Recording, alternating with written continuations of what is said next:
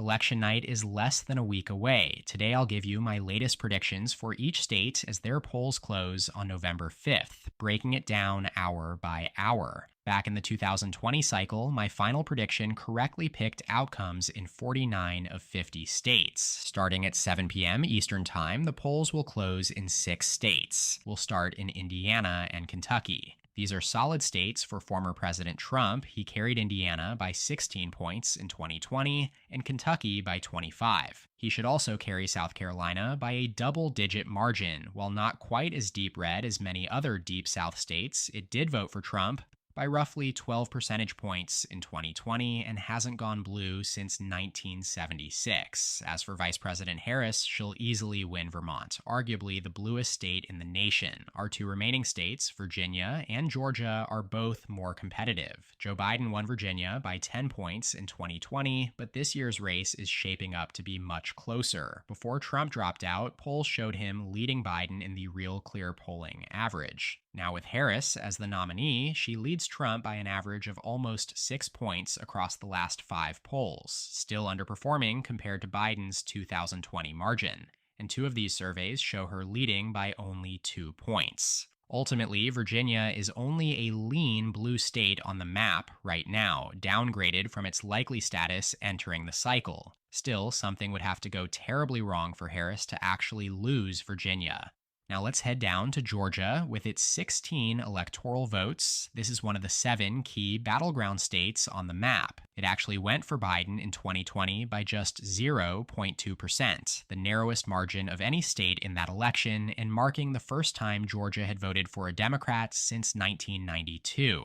That win was largely driven by an exceptionally high turnout among black voters, particularly in and around Atlanta, one of the fastest growing and diversifying cities in the country that has attracted significant numbers of young, college-educated, left-leaning voters from other parts of the country in search of job opportunities. Yet, fast forward to 2024, and Trump has made notable gains among black voters. If you look at the aggregated polling crosstabs, he's up nearly 20 points with this demographic compared to 2020. Even if Harris only loses half these numbers among black voters, it would still probably prove fatal given how narrow the 2020 race was. In terms of current polling, Trump maintains a lead of around 1.5 points here based on 56 polls since the start of the cycle. That's still firmly within the margin of error, meaning a typical polling miss could still flip the race for Harris. Yet Georgia is also one of the more fundamentally Republican battlegrounds. Its electorate is generally more religious and thereby socially conservative, which means the issue of abortion isn't the calling card for Democrats here as compared to the Rust Belt trio of Wisconsin, Michigan, and Pennsylvania, or the Southwest battlegrounds like Arizona and Nevada. And the betting markets seem to reflect that as well. Trump is currently given a 73% chance of winning Georgia on Polymarket, and I tend to agree with these trends as I place Georgia in the tilt Republican column on my map. Next up at 7:30 Eastern Time on election nights, voting will end in Ohio, West Virginia, and North Carolina. Starting with West Virginia, this is one of the most Republican states in the country. Trump is a lock here as he won it by 40 points in the last election, and there's no sign of that changing this time around. Moving on to Ohio, once considered the ultimate bellwether state, the party that won Ohio has won the presidency in all but 3 elections since 1896. However, it's trended hard to the right in the Trump era. He carried it by 8 points in 2016 and then again in 2020.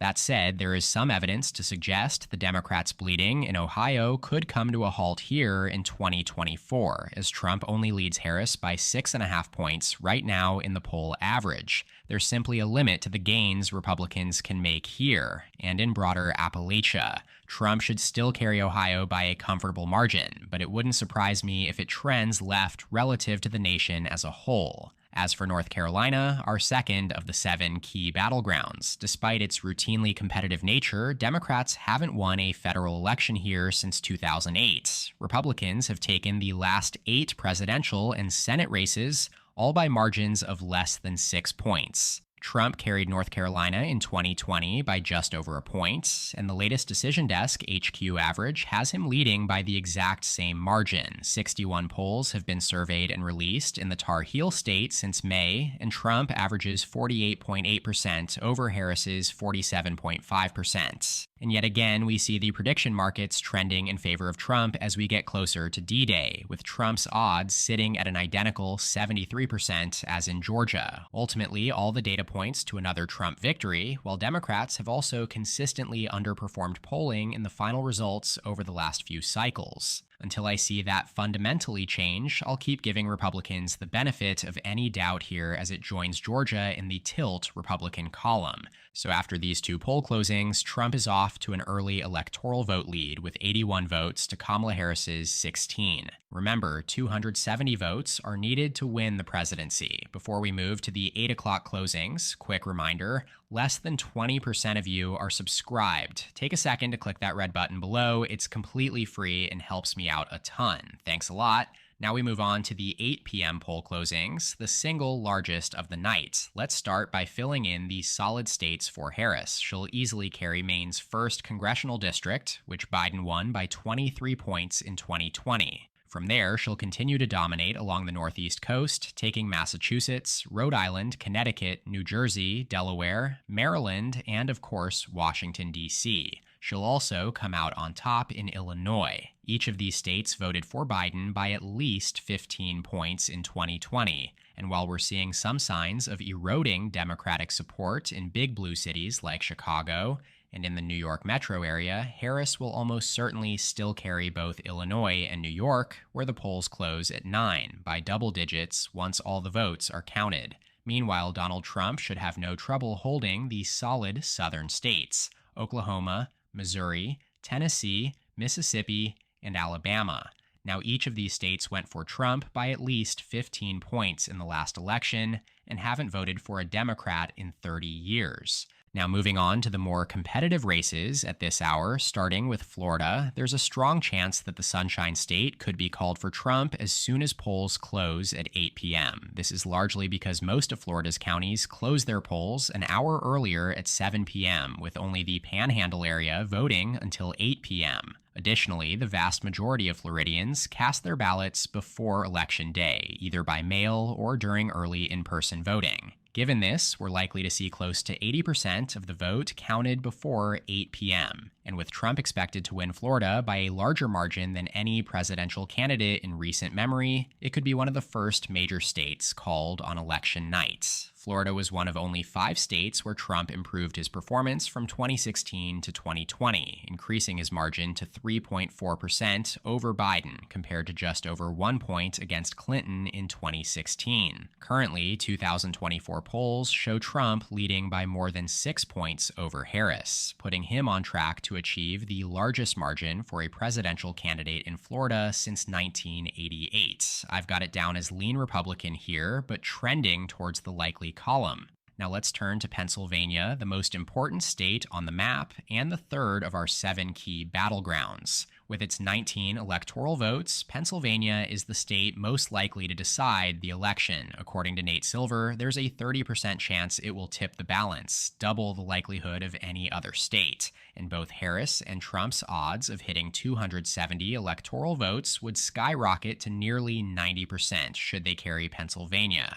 Trump narrowly carried the Keystone State in 2016 by 0.7%, but Biden flipped it back to the Democrats in 2020, winning by just over a point. Now, the 2024 polls show we're headed for another razor-thin race. Trump leads by 0.4% right now based on 89 polls, but the race is extremely fluid. Harris had previously led in the average throughout August and September. In other words, this is as much of a toss-up as you can get in terms of polling. The prediction markets are more bullish on Trump's chances, giving him a 62% chance of winning. I think that's overly optimistic. For now, I have Pennsylvania down as a toss-up, as I wait to see how the early vote trends here over the next few days. Currently, the split closely mirrors 2020, so we can't draw any major conclusions from it. If I had to tilt the race one way, I would probably give Trump that slight 51-49 advantage, but I'll wait until my final prediction right before the election to make that conclusive. I do think Harris will generally struggle to replicate Biden's unique appeal in this broader Rust Belt region, specifically with older, working-class white voters.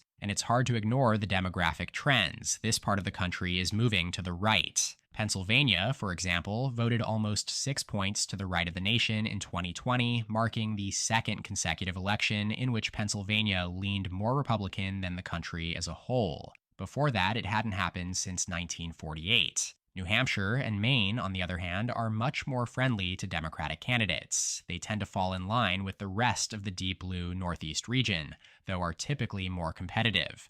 New Hampshire voted for Biden by 7 points in 2020, and he won Maine by 9. It would take a very favorable environment for Trump to flip either of these states, and both are likely to go for Harris at this point. She's got around an 80% chance or better in both, according to Polymarket. That does leave us with the competitive second congressional districts in both Maine and Nebraska. Maine 02 is extremely rural and one of the oldest, whitest congressional districts in the country. Trump won it by 7 points in 2020 and should again back him by a pretty comfortable margin. It is likely Republican. Nebraska 02, on the other hand, is almost the complete opposite. It's almost entirely urban, covering the city of Omaha, and Biden carried it by 6.5 points in 2020. It's likely to trend even further left here in 2024 and will lean toward Harris on the electoral map. Continuing on to the next poll closing, at 8:30 p.m., the polls will close in just one state, Arkansas. This is a solidly Republican state, having voted for Trump by 27 points in 2020. Our next major poll closing is at 9 p.m., which brings in the second largest chunk of electoral votes for the night, 162 in total. I like to call this Battleground Central Time, as polls close in key states like Arizona, New Mexico, Texas, Colorado, Iowa, Minnesota, Wisconsin, and Michigan, plus New York, and a handful of less competitive states in the middle of the country. First, let's mark down the safe Republican states. Trump will easily carry North and South Dakota, Wyoming, Nebraska, statewide, along with its 1st and 3rd congressional districts, Kansas, and Louisiana. As for Iowa, it's teetering on the edge of being a safe Republican state. Just like Ohio, it voted for Barack Obama in 2008 and then again in 2012, before swinging hard to Trump, who won it by 8 to 9 points in both 2016 and 2020.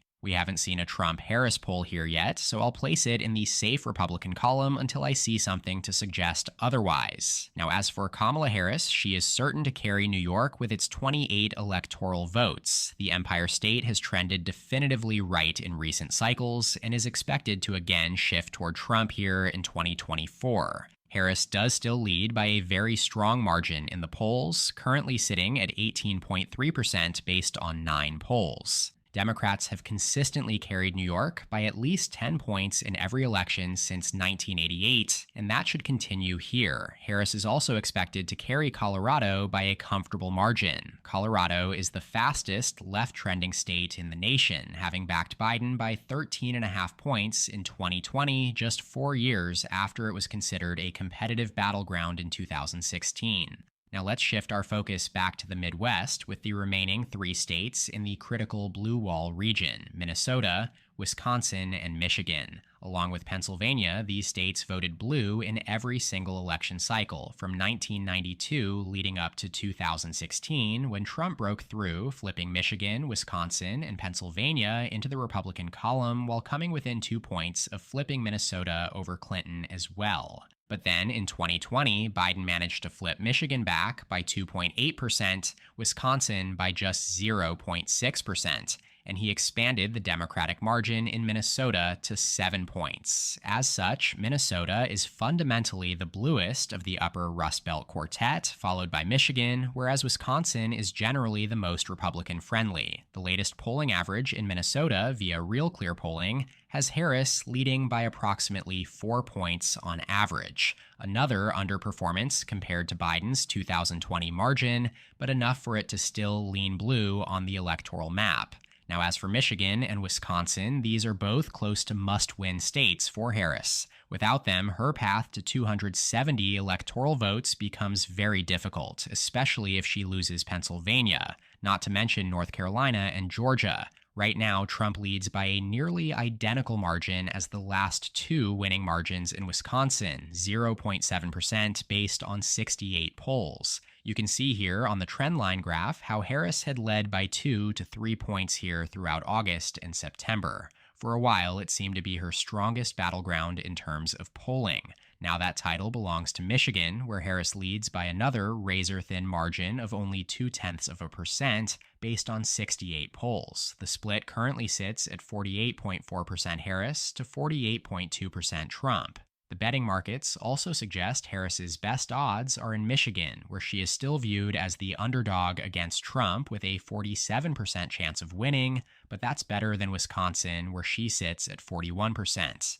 Back on my electoral map, I've got Michigan as tilt blue for Harris. For those of you who have followed this channel all cycle long, I continue to be more optimistic for Harris in Michigan than the general public, while I am more pessimistic in Wisconsin. The Badger State was subject to the two largest polling errors underestimating Trump in both 2016 and 2020, as they underestimated Trump by almost 7 points against Clinton and by almost 8 points against Biden. It's also the whitest and most rural of the core Rust Belt trio, with a demographic profile even more friendly to Republicans than a state like Nebraska. If Trump overperforms among white working-class voters, as he did in 2016, Wisconsin will likely be the front line for that shift. I have it tilting in his direction. Before we head down to the Southwest, quick status update here. In the race to 270, Trump leads with 204 electoral votes. Harris trails behind with 158. Alrighty, let's head down to Texas, the second largest prize on the map, worth 40 electoral votes. A slowly emerging battleground, Joe Biden received a higher share of the vote here in 2020 than any Democrat since Jimmy Carter carried Texas back in 1976. But even as urban areas like Dallas and San Antonio shifted hard to the left,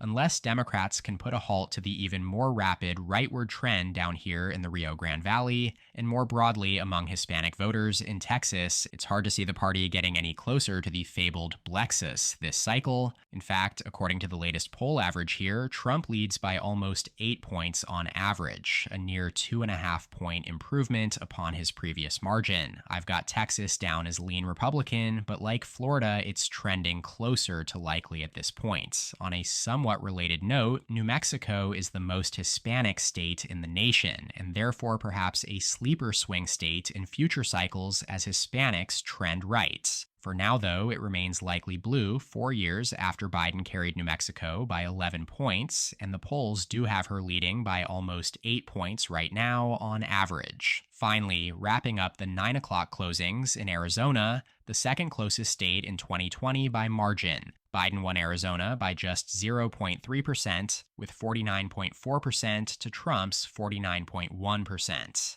Like in Georgia, Biden's victory here was largely due to the rapid growth and diversification of its largest population center, Phoenix. Biden became the first Democrat to carry Maricopa County in 80-plus years, also thanks to high turnout among minorities and college-educated voters. Now in 2024, Trump dominated the polls before Biden dropped out, and he continues to lead Harris by around 2 points in the latest polling average. Notably, Arizona is really the only core battleground state where Trump has led consistently even after Biden dropped out of the race. And looking at prediction markets, Trump has a 74% chance of winning Arizona, the best odds he has in any of the 7 key battlegrounds, even better than Georgia and North Carolina. On my electoral map, I have Arizona as a tilt Trump state, adding 11 electoral votes to his growing tally, pushing him up to 255. Trump now sits just 15 shy of the magic number with 101 votes outstanding across the western half of the country. Fast forwarding to 10 o'clock on election night, the polls will close in Montana, Utah, and Nevada. Trump is almost certain to win both Montana and Utah, while Nevada remains as our final battleground state. With 6 electoral votes, it doesn't carry the same weight as the others, but it's just as competitive. Biden carried Nevada by 2.4% in 2020, identical to Hillary Clinton's margin from 2016, even though the nation as a whole shifted bluer between those elections. In fact, 2020 marked the first time Nevada voted to the right of the nation since 2004. Republicans also flipped the governor's office in 2022 and received more votes for the U.S. House than Democrats for the first time in decades. Now in 2024, no other state had shifted harder to the right in the polls, while Biden remained in the race. Trump led by 5.5 points prior to the president's withdrawal, marking an incredible 9-point swing since the 2020 election. When Harris took over, she immediately pulled back most of those gains, even leading Trump for some time. But now, with 43 polls added to this average, Trump leads by about a point, at 48.1% to 47.2%. The key note in Nevada at this point, though, is the early votes. Broadly speaking, the fundamentals in Nevada should favor Harris slightly. With Nevada's relatively low turnout compared to other swing states, the vice president's fundraising advantage and presumably stronger ground game should have played a bigger role. Plus, Nevada's proximity to her home state of California might provide her with a small geographical boost. For those reasons, I would have given Harris the slight edge in this coin flip race. Yet the early vote here is truly abysmal for Democrats. Normally a week out from Election Day, we'd be talking about how large the Democratic firewall here is, and whether Republicans have the juice to overcome it on Election Day. Instead, we see Republicans outvoting Democrats by 5 points among more than 700,000 votes cast, which already accounts for more than half the total ballots cast back in 2020. Nevada experts are shocked, and there's just no other way to put it other than Nevada now favors Trump. And with that, Trump is now projected to win 271 electoral votes, enough to secure a second non-consecutive term as President of the United States, even as Pennsylvania's 19 electoral votes are marked as toss-up. All right, now we arrive at our penultimate poll closing at 11 p.m. Eastern, 8 p.m. Pacific. Polls will close in Idaho, Washington, Oregon, and California. Trump is sure to win Idaho, while Kamala Harris will sweep all the West Coast states, securing the Pacific Blue Wall for Democrats for the 9th consecutive cycle. This includes her home state of California, which holds the largest electoral prize on the map, 54 electoral votes. Not much to talk about here. Trump has a 99% chance in Idaho per Polymarket, while Harris is favored at 98% in Washington, 96% in Oregon, and again 98% in California. That leaves us with just the non-contiguous states of Alaska and Hawaii, where the polls close at midnight Eastern Time. Alaska is safely in Trump's column. His 2020 margin of 10.1% was the closest in the past 30 years, but even if it narrows, there's no realistic scenario where Harris flips Alaska. Hawaii presents a somewhat similar situation, despite actually shifting rightward more than any other state between 2016 and 2020. Biden still carried it by nearly 30 points, so Trump won't come close to winning there either. And so, with that, the final Electoral College projection stands at Trump with 278 electoral votes, leading Harris with 241. Trump flips Nevada, Arizona, Georgia, and Wisconsin back into the Republican column, all states he won back in 2016, while Kamala Harris holds on to Michigan. The race remains extraordinarily close, though, in each of these battlegrounds, with the potential for either candidate to hit more than 300 electoral votes. That does it for this 2024 presidential election map, prediction, and analysis. Let me know whether you agree or disagree with these ratings in the comments below. Shout out to my channel members in the description below. Thank you so much for your support. Make sure to subscribe down below, and please leave a like on the video if you enjoyed it as well. Check out more content from my channel here, and as always, thank you so much for watching. I'll see you next time. EP out.